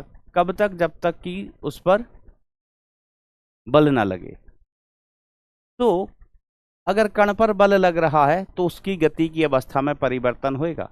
गति की अवस्था में परिवर्तन होगा या परिवर्तन होने की कोशिश होगी। ठीक है। तो देखो, मान लीजिए हमारे पास एक पॉजिटिव चार्ज है Q। कितना पॉजिटिव चार्ज है? Q। और इलेक्ट्रिक फील्ड इस दिशा में विद्यमान है। इलेक्ट्रिक फील्ड किस दिशा में बेटा विद्यमान है? इस दिशा में विद्यमान है। तो एक चीज बताओ बरखुरदार, इस पॉजिटिव चार्ज पर बल किस दिशा में लगेगा? तो आप कहेंगे मास्टर मास्टर, अभी आप ही तो बक रहे थे, अभी आप ही बक रहे थे कि पॉजिटिव चार्ज पर फोर्स इलेक्ट्रिक फील्ड की डायरेक्शन में ही लगता है। इलेक्ट्रिक फील्ड इधर है। यस, मैंने कहा यस, यू आर राइट। मैंने ही बका था ऐसा, क्योंकि मैं बकासुर हूं, बकासुर। तो इस पर जो फोर्स लगेगा वो इलेक्ट्रिक फील्ड की ही डायरेक्शन में लगेगा। इलेक्ट्रिक फील्ड की डायरेक्शन में लगेगा। सर फोर्स लगेगा कितना? हमने कहा सोचो, बताओ कमेंट में जरा, फोर्स कितना लगेगा? कमेंट में बताओ जरा, फोर्स कितना लगेगा। तो देखो, हम E इज इक्वल टू परिभाषित किए थे ना, E को F अपॉन Q परिभाषित किए थे। E बराबर F अपॉन Q। तो F बराबर कितना हुई गवा? F बराबर क्या हो गया? QE। F बराबर क्या हो गया? QE। F इलेक्ट्रिक फोर्स है। F क्या है बेटा? इलेक्ट्रिक फोर्स है। तो जो विद्युत बल लगेगा, विद्युत बल लगेगा यहाँ पर F, तो F इज इक्वल टू कितना हो गया? Q into E। अब F की जगह हम ma लिख सकते हैं। न्यूटन अंकल ने हमें अधिकार दिया है। F की जगह क्या लिख सकते हैं बेटा? ma। तो A का मान कितना हो गया? A का मान कितना हो गया? QE नहीं, यस, QE बाय M। ये क्या है? त्वरण। ये क्या है बेटा? त्वरण। तो अगर कोई आवेशित कण विद्युत क्षेत्र में है तो उसके पास त्वरण होगा QE by M। QE by M। तो A बराबर हम ज्ञात कर चुके हैं QE अपॉन M। अरे भैया, क्यू ई अपॉन एम। अब अगर ई नियत है, ई कैसा है बेटा, मान लीजिए इलेक्ट्रिक फील्ड हमने कांस्टेंट लिया है, कांस्टेंट। इलेक्ट्रिक फील्ड कैसी है भैया, कांस्टेंट है। अगर इलेक्ट्रिक फील्ड कांस्टेंट है बेटा, ठीक है, तो ये सारा चीज कांस्टेंट हुआ। क्यू कण का आवेश नियत, एम कण का द्रव्यमान नियत, कण का द्रव्यमान नियत, ठीक है। तो यहां से हम कहेंगे ए भी कांस्टेंट होगा, कांस्टेंट होगा। त्वरण कैसा होगा बेटा, नियत होगा, त्वरण नियत। और जब त्वरण नियत होता है, जब त्वरण नियत होता है तो हमें एक अधिकार प्राप्त हो जाता है, हमें एक अधिकार प्राप्त हो जाता है। कौन सा अधिकार, एक खटोला, कौन सा अधिकार प्राप्त हो जाता है, बताओगे, जल्दी बताओ। जेल के भीतर, यस, गति के नियम नहीं, गति के समीकरण उपयोग करने का, गति के समीकरणों का उपयोग करने का। वेरी गुड बेटा, वेरी गुड, है ना। गति के समीकरण जो अपने होते हैं ना, कौन कौन से हो गए हैं, v is equal to you plus A t, s is equal to U T plus half A T square, और v square is equal to you square plus 2as। ये समीकरण हम तभी उपयोग कर पाते हैं जब त्वरण नियत हो, और हमने यहां कह दिया है त्वरण नियत है, विद्युत क्षेत्र नियत, तो त्वरण भी नियत है। तो हमें अधिकार प्राप्त हो गया बेटा गति के समीकरण उपयोग करने का। अब जब भी विद्युत क्षेत्र दिया होगा, है ना, विद्युत क्षेत्र कैसा हो, समरूप हो, समरूप का मतलब नियत, हर जगह एक जैसा, हर जगह एक जैसा। विद्युत क्षेत्र कैसा हो बेटा, समरूप हो, तो त्वरण नियत। और त्वरण नियत तो क्या हो गया भाई, गति के समीकरण लगा लिए।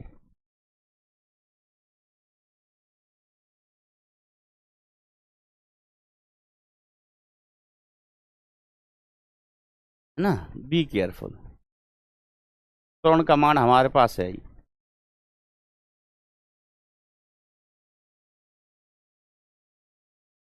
अब आ जाओ सवाल, लेट्स डू अ सवाल। एक स्थान पर एक समरूप विद्युत क्षेत्र में पी क्या होगा भैया, प्रोटॉन, डी ड्यूट्रॉन, अल्फा कण को प्रारंभिक विराम अवस्था में छोड़ा जाता है, तो समान समय में कण द्वारा तय की गई दूरियों का अनुपात, है ना, विषम नहीं, विराम। मरद तो मरद हो चलिए, विराम अवस्था से छोड़ा जाता है। ई समरूप का मतलब क्या हुआ, विद्युत क्षेत्र नियत आहे, कांस्टेंट। पी कौन है, पीरोटॉन, पीरोटॉन नहीं होता है, प्रोटॉन होता है बरखुरदार। ड्यूट्रॉन और अल्फा कण, ओके। चलिए, अब हमें कौन सा गति का समीकरण ज्ञात लगाना चाहिए, हमें दूरियों का अनुपात ज्ञात करना है, मतलब विस्थापन निकालना से। समय के बारे में सवाल में बताया गया है,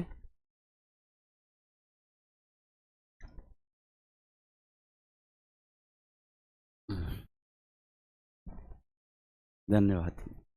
अरे हाथ पे लेके चलेंगे। हेलो दोस्तों, चाय पी लो, चाय पी लो, चाय। देखो, एक बालक लिख रहा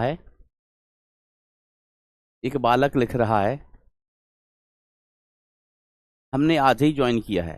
कोई बात नहीं बेटा, लेक्चर देख लेना पुराने, है ना, जल्दी से जल्दी कंप्लीट करना उनको,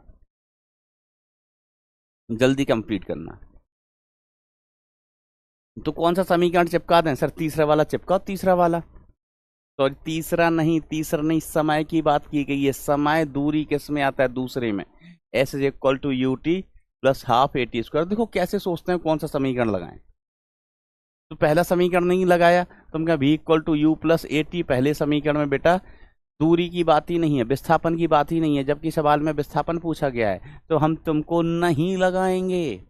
तीसरा लगा लेते हैं, v square equal to you square plus 2as। इसमें विस्थापन है, हमने कहा इसमें विस्थापन तो है लेकिन इसमें समय की बात ही नहीं हो रही है, समय की बात ही नहीं हो रही है भाई। बचा कौन सा? दूसरा। अब देखो प्रारंभिक विराम का मतलब क्या हुआ? प्रारंभिक वेग कितना? प्रारंभिक वेग हम प्रदर्शित करते हैं u से। किससे? u से। तो प्रारंभिक वेग u बराबर कितना से? 0। ठीक है। और a का मान कितना? देखो u बराबर कितना से? 0। और a का मान कितना होता है? QE upon m। QE upon m। तो समीकरण हमारे पास बचा s is equal to 0 into T plus half. a की जगह लिखोगे QE upon m into T square into T square. तो s इज इक्वल टू कितना आ गया? QE T square divided by 2m, divide by 2m। अब देखो अलग अलग कणों के लिए है ना समय समान है। समय कैसा है बेटा? समान। तो t सेम है बेटा, t सेम है और e भी सेम है, e भी सेम है, समरूप e है। तो अभी जो s है बेटा, s ये किसके समानुपाती हो गया? किस पर डिपेंड कर रहा है? 2 तो कांस्टेंट सदियों से है, q बाय m पर, q बाय m पर। s समानुपाती q बाय m। ठीक है, यहां से हमने ये रिजल्ट निकाल लिया, ये परिमाण निकाल लिया। तो अब देखो हम s लिखें किसका? प्रोटॉन का। तो s प्रोटॉन का समानुपाती हो जाएगा किसका? आवेश किसका? प्रोटॉन का। द्रव्यमान किसका? प्रोटॉन का। द्रव्यमान किसका? प्रोटॉन का। अगर हम s ड्यूट्रॉन का लिखें, ड्यूट्रॉन का, तो s ड्यूट्रॉन, ड्यूट्रॉन पर चार्ज कितना होता है? E और द्रव्यमान होता है 2 टाइम्स मास ऑफ प्रोटॉन। इतना ही द्रव्यमान होता है ना भैया ड्यूट्रॉन का, बताइए बताइए। हाँ मास्टर इतना ही होता है। हम लिखें s किसका? अल्फा कण का। दूरी किसकी? अल्फा कण की। तो अल्फा कण की दूरी किसकी समानुपाती हो जाएगी? अल्फा कण पर आवेश होता है 2e और द्रव्यमान होता है 4 गुना किसके? प्रोटॉन के द्रव्यमान। हमें इनका अनुपात चाहिए, हमें क्या चाहिए? इनका अनुपात चाहिए। इनका अनुपात चाहिए तो इनका भागाकार कर दिया जाए। तो जब हम इनका भागाकार करेंगे तो देखो एस पी अनुपात एस डी अनुपात एस अल्फा, ये हो जाएगा बेटा क्या? ई बाय एम पी अनुपात ई बाय 2mp अनुपात, साइमन गो बैक, है ना, अनुपात 2e bye 4mp mass of proton, है ना। ऐसे हमें अनुपात मिल जाएगा, है ना। भागाकार करें ना ऐसे, तो देखो समझ गए कि इनको हम भाग कर देंगे ना, तो समझना, लो ऐसे लिख लो, इसको भाग करेंगे तो एस पी अनुपात एस डी अनुपात एस अल्फा, ये कितना आ जाएगा बेटा? इसको काटेंगे तो ये E upon M P, E upon M P कट गया, कट गया, तो ये बचेगा 1 अनुपात 1/2 अनुपात 1/2। सर ये कैसे कर दिया? हमने कहा देखो अपनी खुद की पर्सनल आंखों से देखो भाई, इससे ये कटेगा, क्या बचा? 2 बचा, 2 बचा, तो ये कितना? ई अपॉन 2mp, ई अपॉन 2mp और ई अपॉन mp। यस, आप इसको ऐसे भी ले सकते हैं, 2 अनुपात 1 अनुपात 1, बिल्कुल बिल्कुल, अनुपात में आप इसको किसी भी प्रकार से लिख सकते हैं। आप इसको ऐसे भी लिख सकते हैं, एस पी अनुपात एस ड्यूट्रॉन अनुपात S alpha is equal to 2 अनुपात 1 अनुपात 1 खटोला जेल का भीतर डन, समझ गए। तो बस गति के समीकरण लगाने हैं और ए बराबर हमको पता है, ये नई चीज है यहाँ पर। एक्सेलरेशन त्वरण किसके कारण आ रहा है? विद्युत क्षेत्र के द्वारा लगाए गए बल के कारण। एमपी कहां से आया?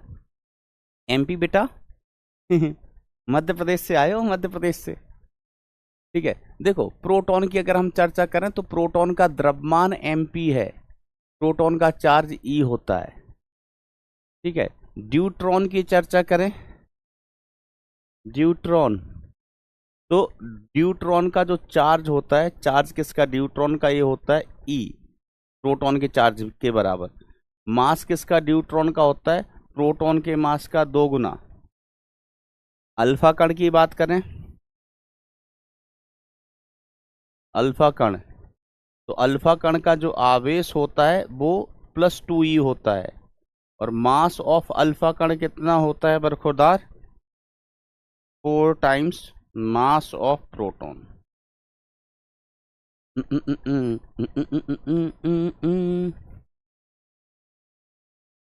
ठीक है, ये साइड इंफॉर्मेशन अगर किसी को नहीं पता है इसके बारे में तो मैंने बता दिया। अल्फा कण के लिए भी जानकारी दे दी गई है।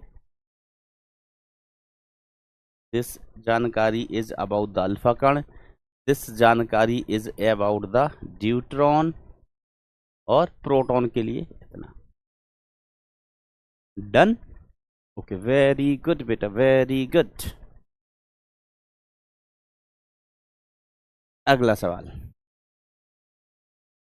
आओ। एक स्थान पर एंटी क्या है? एक स्थान पर समरूप विद्युत क्षेत्र में आवेशित कण QM ब्राह्म अवस्था से छोड़ा जाता है तो T समय पश्चात कण की गतिज ऊर्जा ज्ञात कीजिए। एक कण है, समरूप विद्युत क्षेत्र लगा हुआ है, मतलब विद्युत क्षेत्र कैसा है? एक समान। विद्युत क्षेत्र कैसा? एक समान। यहां पर कण को छोड़ दिया रेस्ट में, विराम से। प्रारंभिक वेग कितना था? 0 था। अब ये विद्युत क्षेत्र पगली क्या करेगी? इस पर बल लगाएगी, बल लगाएगी तो उसके पास गति आएगी, गति आएगी। तो T समय बाद हमें गतिज ऊर्जा बतानी है। तो काइनेटिक ऊर्जा, काइनेटिक ऊर्जा पूरे भिंड में, पूरे भिंड में किसी से भी पूछे ना काइनेटिक ऊर्जा कितनी होती है, तो ½ mv², ½ mv², ½ mv²। मेला में जाके पूछाओ कि गतिज ऊर्जा कितनी होती है, ½ mv²। अब हमें v निकालना है। क्या निकालना है? v निकालना है, और समय दिया गया है। कौन सा समीकरण चिपका दें? पहला, दूसरा, तीसरा? समय दिया गया और हमें v चाहिए। हमका का चाहिए? हमका v चाहिए। तुमका का चाहिए? तुमका भी v चाहिए। बेटा विपिन, याद रखना, याद रखना है ना, ये अल्फा कण होता है ना, कैसे नहीं, याद रखना।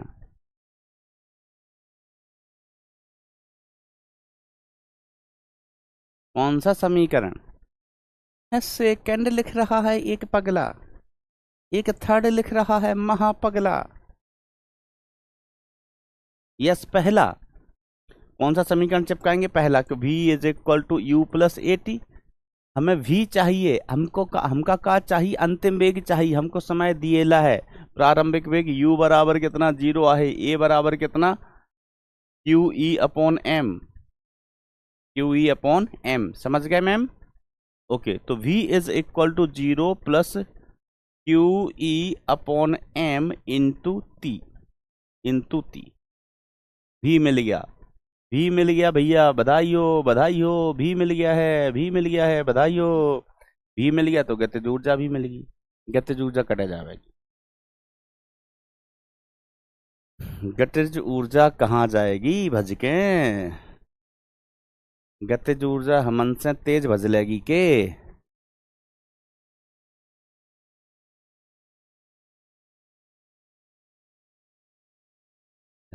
वर्ग कर दो तो काइनेटिक एनर्जी कितनी बची? Q², अच्छे से लिखो, हमें तो अपनी कॉपी समझ के। ओके, E² T² / 2m, है ना। सर ऊपर वाला m कहाँ गया? हमने कहा नीचे m का वर्ग है तो कट जाएगा। ओके, तो ये काइनेटिक एनर्जी आ गई as a function of time. याद नहीं रखना, याद नहीं रखना, सवाल था ये सवाल।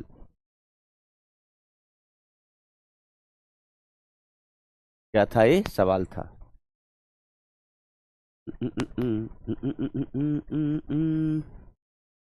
और सवाल देखिए दोस्त।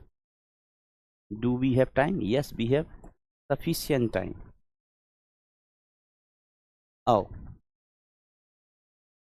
एक स्थान पर समरूप विद्युत क्षेत्र E बराबर इतना धनात्मक वाई दिशा में दिया है, धनात्मक वाई दिशा में है E।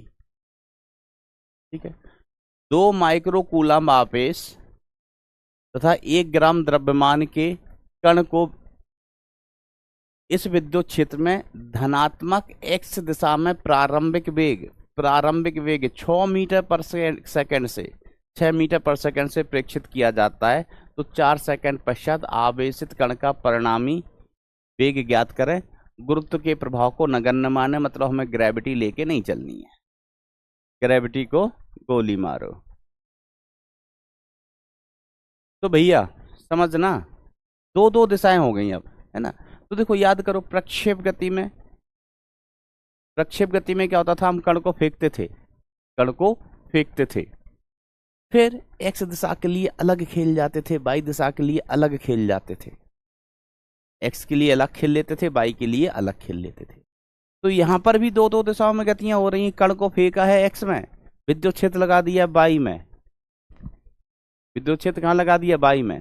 तो हमें दो दिशाओं में खेलना पड़ेगा, दो दिशाओं में। तो एक्स दिशा के लिए हम अलग खेल लेगा, वाई दिशा के लिए हम अलग खेल लेगा। ओके दोस्त, आइए। मरद हो बेसर, एक हमारे पास आवेश है, आवेश कितना Q, द्रव्यमान कितना यम। इसको वेग दिएला है प्रारंभिक वेग x दिशा में, लेकिन इलेक्ट्रिक फील्ड का टेस्ट है, इलेक्ट्रिक फील्ड लगी है y दिशा में, तो जो बल लगेगा इस पर कण पर वो y दिशा में लगेगा। बल किस दिशा में लगेगा? y दिशा में। ठीक है, तो हम x दिशा की चीजें अलग खेल लेते हैं, y दिशा की चीजें अलग खेल लेते हैं, यही तो करते आए हैं। आओ, तो x दिशा के लिए पहले अपन खेलते हैं, x दिशा के लिए। तो x दिशा में प्रारंभिक वेग ux कितना है? u। x दिशा का त्वरण ax कितना है? 0 है। कितना है? 0। y दिशा के लिए खेल लें, y दिशा के लिए खेल लें। सर हिम्मत हो तो खेल लो। हमने कहा हिम्मत की बात करते हो, देखो पगलेट हिम्मत की बात करते हो। y दिशा में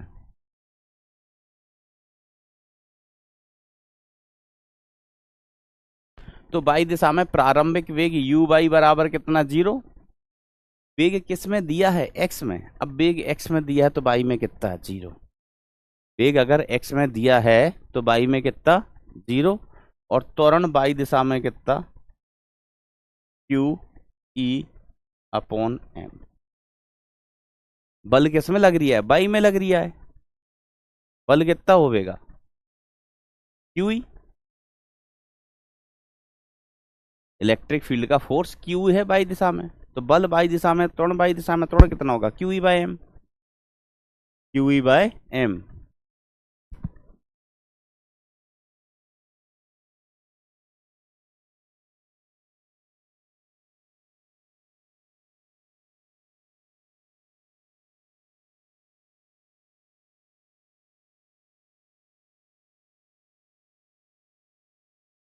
बेटा रामेश्वर सोनी, वो रामेश्वर सोनी, तुम्हारा कमेंट सामने अटका रह गया भैया। हम एक कमेंट का फोटो खींच के तुम्हारे पापा को भेजेगा? भेजें? माधुरी हमें दोस्त बना लो, my mobile number is this that पगलू।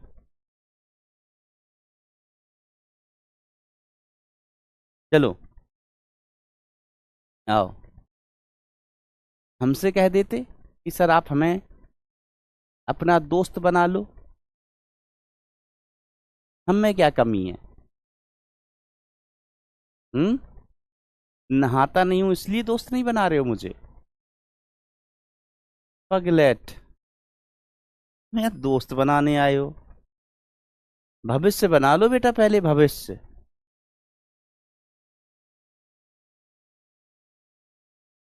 तो चलिए, एक्स दिशा का वेग तो भैया नियत ही रहने वाला है, v x is equal to you plus a, x दिशा में कितना है 0 इंटू टी।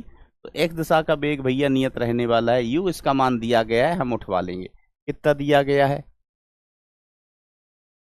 अच्छा, 6 मीटर पर सेकेंड, 6 मीटर पर सेकेंड दिया हुआ है।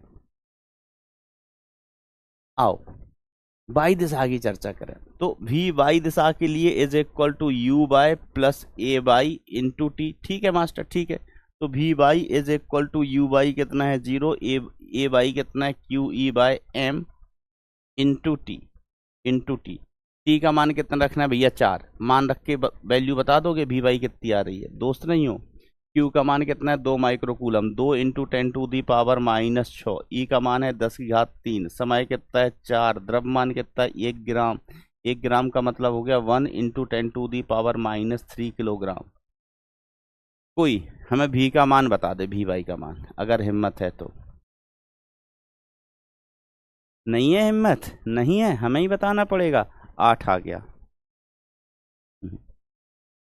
8 मीटर पर सेकेंड। कितना आ गया बेटा? 8 मीटर पर सेकेंड। अब हमें वेग अगर सदिश लिखना है, वेग सदिश लिखना है, तो v x i cap, x दिशा का वेग v x i cap plus v y j cap, v y j cap. तो वी सदिश इज इक्वल टू कितना आ गया? 6 i cap, 6 i cap plus 8 j cap, 8 j cap.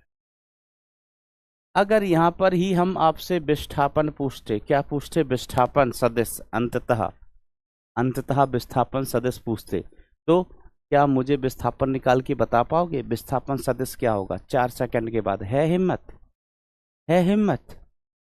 निकाल के बताओ।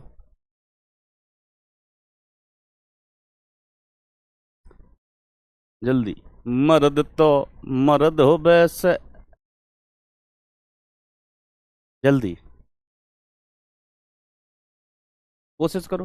विस्थापन निकालना है तो हम दूसरा वाला समीकरण लगाएगा। कौन सा वाला? दूसरा वाला समीकरण।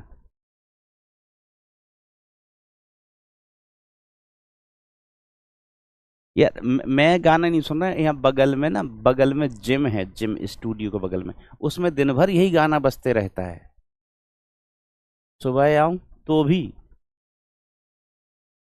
शाम को आऊं तो भी।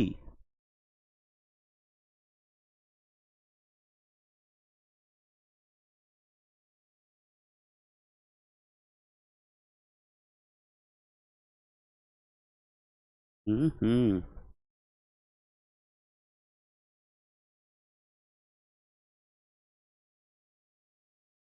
वैल्यू बताओ, वैल्यू कि एक्स दिशा का विस्थापन कितना, वाई दिशा का विस्थापन कितना। विस्थापन सदिश बताओ, सदिश।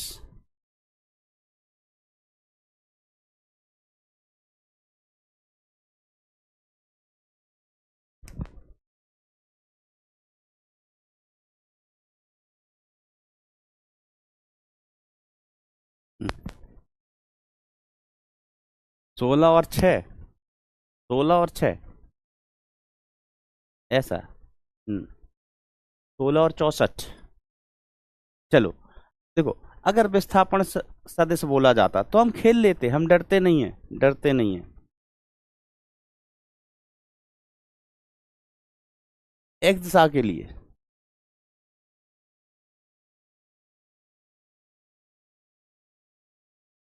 ए एक्स इंटू टी स्क्वायर, तो एक्स दिशा का विस्थापन हमने लिख दिया एस एक्स, यू कितना है 6, समय कितना है 4 प्लस हाफ, ए का वैल्यू कितना है एक्स दिशा का 0 इंटू टी कितना है 4, तो इसका वर्ग।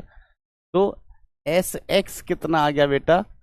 6 चौको 24 टर, कौन सा टर? मीटर, मीटर 24 मीटर,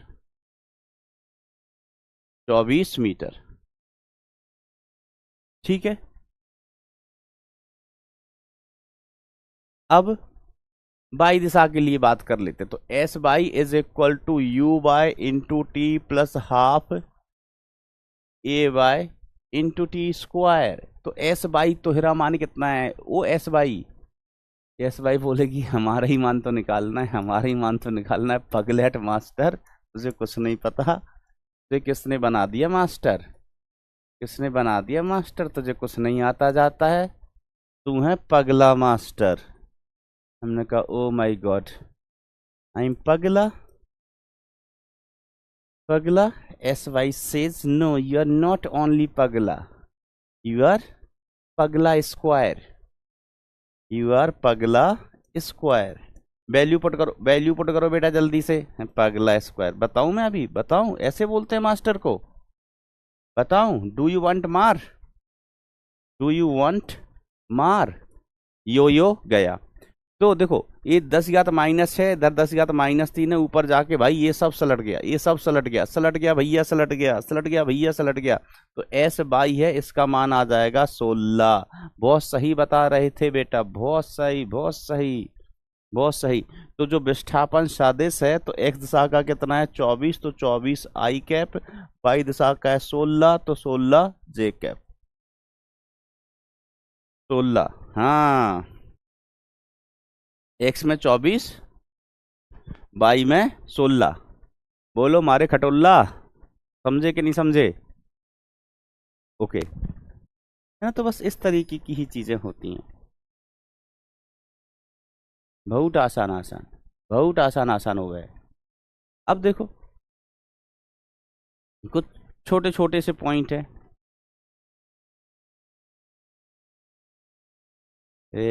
कोई काम के नहीं हो, कोई काम के नहीं हो तुम,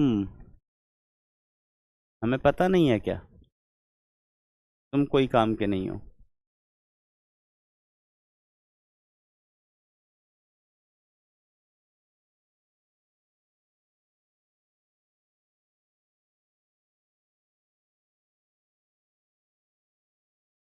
अच्छा चलो, जैसे ये सवाल है, ये सवाल है, आपको याद है बेटा कि प्रक्षेप गति में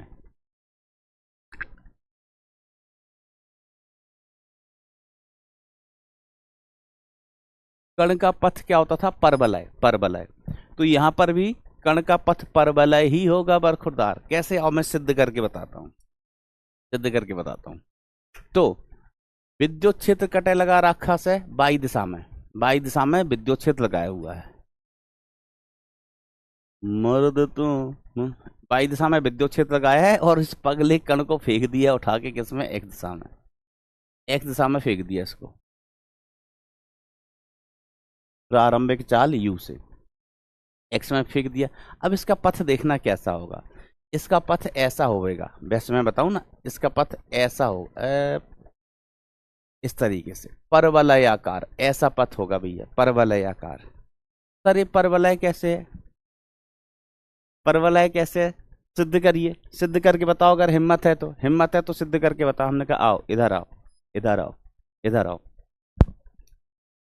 तो एक दिशा के लिए अपन खेलते हैं, तो S X is equal to, मैं लिखेगा U X into T plus half A X into T square. ठीक है मास्टर, ठीक है। एक्स दिशा का विस्थापन हमने मान लिया एक्स, एक्स दिशा का प्रारंभिक वेग कितना यू, समय कितना है इतना, और एक्स दिशा में कोई बल नहीं लग रहा है।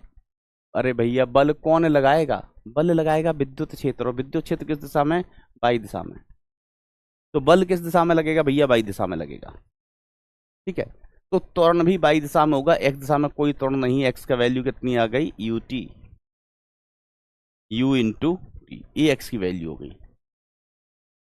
वाई दिशा के लिए खेल जाऊं, तो वाई दिशा के लिए लिखूंगा बेटा मैं S Y is equal to U Y into T plus half A Y into T square. ठीक है मास्टर, आपकी मर्जी, जो लिखना है लिख लो, कौन रोक सकता है। उनका कोशिश भी मत करना रोकने की, कोशिश भी नहीं करना, नहीं तो कूट दिए जाओगे, वो भी दिन दहाड़े। त्वरण कितना? इलेक्ट्रिक फील्ड के कारण बेटा, ऑब्वियसली, है ना। त्वरण कितना होता है? ए की value Q E by M, ये u की वैल्यू हो गई, सॉरी a की वैल्यू, त्वरण की वैल्यू, कई बार बता चुके हैं। तो बेटा यहां से हम y का वैल्यू निकालें, y का वैल्यू कितना आ गया, QE into T square divided by 2m, divide by 2m, right right. आओ आओ, अब देखो प्रक्षेप पथ का समीकरण, प्रक्षेप पथ के समीकरण में क्या होता है, देखो ये x का मान है t के पदों में और ये y का मान है t के पदों में, y का मान है भैया t के पदों में। इसमें से t को गायब कर दो, t को क्या कर दो भैया, गायब कर दो। तो अगर आप बुरा ना मानो, आप बुरा ना मानो, तो मैं t का मान ऐसे निकाल सकता हूं, x बाई यू। अगर आप बुरा ना मानो तो t इज इक्वल टू मैं लिख सकता हूं x बाई यू, और अगर बुरा मानो तो हमको क्लास के बाहर मिलना बेटा, फिर हम बताएंगे कि बुरा मानना क्या होता है। मार कुटाई ना बेटा ना, मैं साधु आदमी हूं, मार कुटाई नहीं करता। चाय पियेंगे, चाय पियेंगे क्लास के बाहर। तो टी की वैल्यू कितनी, एक्स बाई यू, टी की वैल्यू उठा के यहाँ पटक दो, एक्स अपॉन यू का स्क्वायर, एक्स अपॉन यू का स्क्वायर।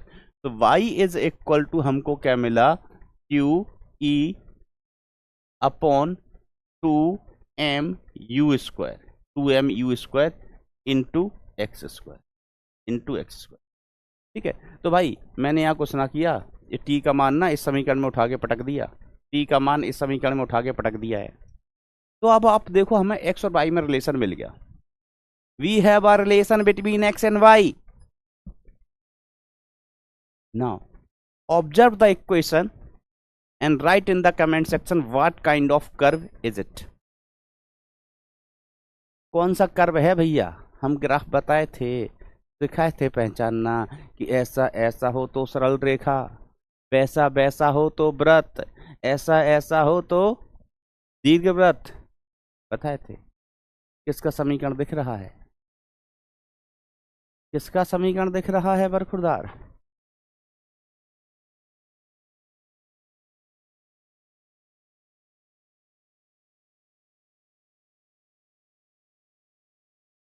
परवलय का, परवलय का है। क्यों क्यों परवलय का, हमने कहा देखो ये किस टाइप का है, y is equal to something constant time X square. तो ये परवलय है और ऊपर खुलने वाला परवलय है, पैराबोला ओपनिंग अपवर्ड। तो देखो बेटा इस टाइप के बहुत सारे सवाल बन सकते हैं, बहुत सारे सवाल हो सकते हैं। ठीक है, कि एक दिशा में विद्युत क्षेत्र लगा देंगे, एक दिशा में कण को फेंक देंगे, कण दो दो दिशाओं में चलेगा, एक्स में वाई में, एक्स में वाई में, दो दो दिशाओं में, दो दो दिशाओं में कण चलेगा। तो हमको क्या करना है, एक्स दिशा के लिए अलग खेल लेना, वाई दिशा के लिए अलग खेल लेना है, खत्म बात।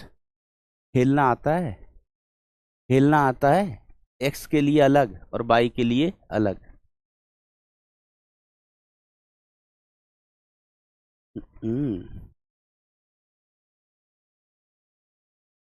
आओ इसको भी कर ही लेते हैं।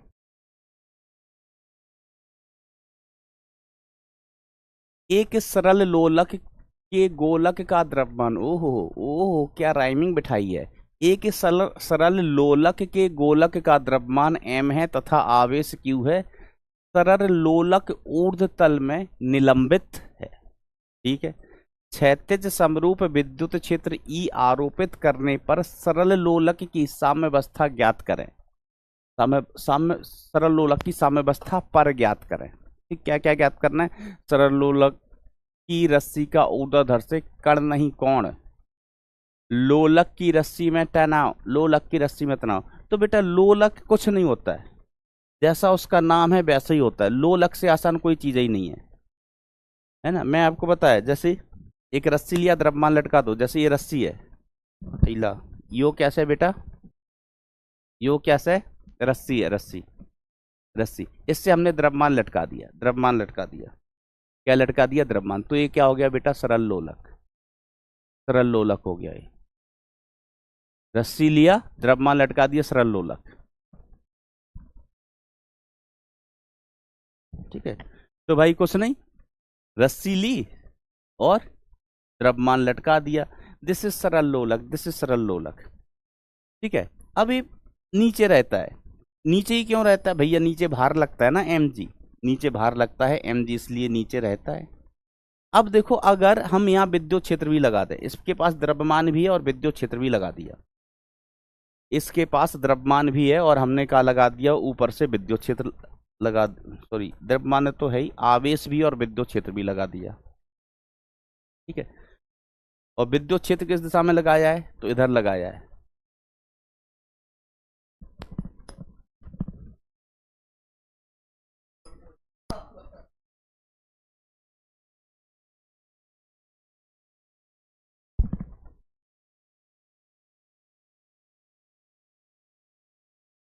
इधर लगाया हमने विद्युत क्षेत्र। ठीक है, इस दिशा में। तो भैया होगा क्या? अगर विद्युत क्षेत्र नहीं होता तो लोलक ऐसा रहता, विद्युत क्षेत्र नहीं होता तो लोलक ऐसा रहता, किंतु विद्युत क्षेत्र है, विद्युत क्षेत्र है, इसलिए लोलक इधर चला जाएगा, कहीं दिशा बदल जाएगी। सर इधर क्यों चला गया लोलक, क्यों चला गया? किसने बोला? हमने कहा इसने बोला था। इधर बल लग रिया है QE, QE बल लग रिया है। नीचे mg पहले भी था, अभी भी है, लेकिन यहाँ पर इलेक्ट्रिक फील्ड नहीं था, है ना। इसका आवेश कितना था? यहाँ पर भी आवेश इसके पास था, बट यहाँ पर E नहीं है, E 0 है, तब सीधा ऐसा रहेगा, ऊर्ध्वाधर नीचे, ऊर्ध्वाधर नीचे। आज पढ़ने में मन नहीं लग रहा, कब लगता है? ये देखो पगला पूछ रहा है सर फिजिक्स को भोजपुरी में क्या कहते हैं? फिजिक्स को भोजपुरी में क्या कहते हैं? भौतिकिया, भौतिकिया कहते हैं, हिंदी में भौतिकी कहते हैं, भोजपुरी में भौतिकिया। आओ, तो हमको ये वाला कोण बताना है, ये वाला कोण बताना है। ठीक है, तो देखो ये कोण निकालना कोई बड़ी बात है क्या? बाएं हाथ का खेल है, आपके बाएं हाथ का खेल है, मेरे नहीं। आप लेफ्ट हैंडेड हो ना, तो आपके बाएं हाथ का खेल है। मैं लेफ्ट हैंडेड नहीं हूँ, तो मेरे दाएं हाथ का खेल है। तो यो एंगल उधर से कितना सा है? थीटा, तो यो भी एंगल कितना हो जाएगा? थीटा। यो थीटा से बेटा, तो यो भी थीटा हो जाएगा। और अब मैं यहाँ पर लिखूं टेन थीटा, टेन थीटा, तो टेन थीटा बराबर हो गए है लंब बटे आधार, लंब बटे आधार। तो ये हो गया QE upon mg, QE upon mg। और अगर आपको थीटा ही निकालना है, जिद पे ही अड़े हो कि नहीं सर हम टेन थीटा नहीं निकालेंगे, हमको थीटा ही निकाल के बताओ, थीटा ही निकाल के बताओ, नहीं तो हम खाना नहीं खाएंगे, खाना नहीं खाएंगे। हम कहेंगे वेरी गुड बेटा, वेरी गुड, मत खाओ, वैसे ही वजन बढ़ रहा है तुम्हारा। Theta is equal to ten inverse QE by mg, QE by mg। Okay, अब सुनो, हमको तनाव भी चाहिए, हमका का चाहिए? रस्सी में तनाव। तो रस्सी में तनाव की दिशा, रस्सी में तनाव की दिशा क्या होगी भाई साहब? ओ भाई साहब, रस्सी में तनाव की दिशा इधर T। तो हम T का मान निकालना चाहें तो T का मान क्या हो जाएगा? T का वर्ग बराबर है ना, इसका परिणाम इधर आएगा, आप ऐसे लिख सकते हैं, T square is equal to under the root QE square plus mg square, QE square plus mg square, under the root लगा दिया तो भैया ये हटा दो, है ना। इस तरीके से निकाल सकते हो ना भाई T का मान। इन दोनों का परिणामी, ये 90 डिग्री पर है, अगर दो सदिश 90 डिग्री पर होते तो परिणामी कितना होता है? परिणामी R इज इक्वल टू कितना हो जाता है? दो सदिश 90 डिग्री पर है, तो a square plus B square, A square plus B square plus 2ab plus 2ab cos 90, और कॉस 90 की जीरो वैल्यू मेरे गांव में हो गया है 0, तो ये सब कुछ 0 हो गया भैया। परिणामी कितना आ जाएगा? Under the root A square plus B square, A square plus B square, A square plus B square. Done. या घटक करके भी कर सकता है, घटक करके भी कर सकता है। ठीक है, तो यहां पर एक ए हो गया, बी ए हो गया, ए बी। ठीक है, और घटक करके भी कर सकता है भैया। फिर घटक करके कैसे कर सकता है, एक बार बताओगे? एक बार बताओगे? चलो तुम भी क्या याद रखोगे? तुम भी क्या याद रखोगे कि किस पगलेट मास्टर से पाला पड़ा था? हम घटक करके भी बता देता है तुम भी क्या याद रखोगे?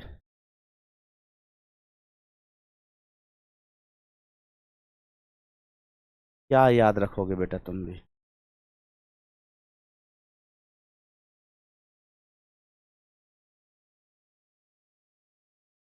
घटक हो बे सर। आ जाओ।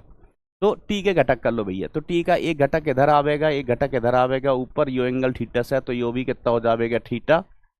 तो यो कंपोनेंट हो जाएगा बेटा t cos theta, and this will be t sine theta. This will be t sine theta. T sine theta. तो t sine theta is equal to Q e, और t cos theta is equal to m g. T cos theta is equal to m g. हम दो कामा कर सकते हैं, ये दो equations हैं, ये पहली इक्वेशन, ये दूसरी इक्वेशन। आप इनका भागाकार कर दो, भागाकार कर दोगे, है ना? अगर हम एक और दो का भागाकार कर देते हैं तो भागाकार करने पे T T will cancel out, क्या बचेगा? Ten theta. Ten theta is equal to Q E upon M G. ठीक है। और अगर इन इक्वेशंस को, है ना, सेकंड मेथड,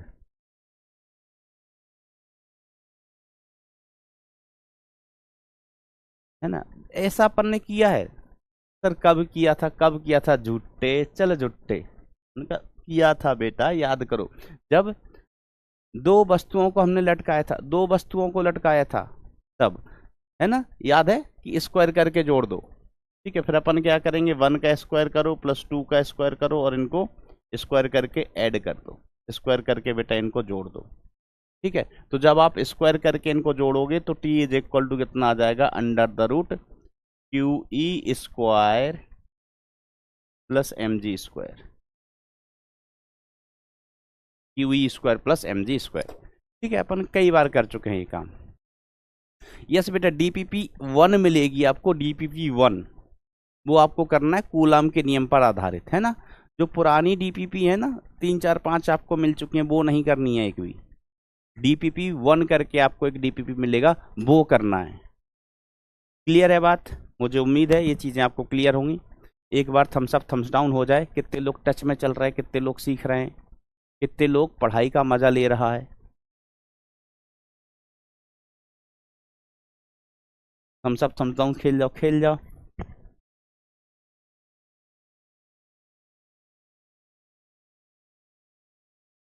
बेटा हो जाएगा, शायद आज चेंज हो जाएगा डीपीपी।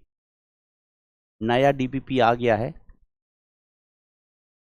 पुरानी वाली नहीं करनी है, पुरानी वाली डीपीपी नहीं करनी है, नहीं तो डीपीपी रोइंग ही हैं। हम पुराने हैं तो भी हमको सॉल्व कर लिया है, पुराने हैं पुराने।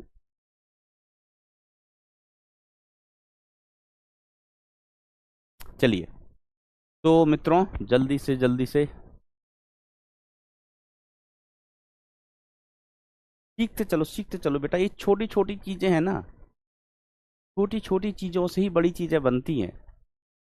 हर एक कॉन्सेप्ट क्लियर होता चलेगा, फिर सवाल, डिफिकल्ट सवाल कैसा बनता है? इन्हीं कॉन्सेप्ट को मिक्स करके दे देते हैं। हाँ। ए पगले, ये 9% लोग क्या कर रहे हैं? 9% लोग क्या कर रहे हो तुम पगलेट हो, पगलेट। तुम्हारा कुछ नहीं कर सकते, हम नहीं कर सकते कुछ। तो चलिए, मन लगा के, दिल लगा के, दिमाग लगा के पढ़ाई करते रहना। Thank you so much. Tata bye, take care, love you all.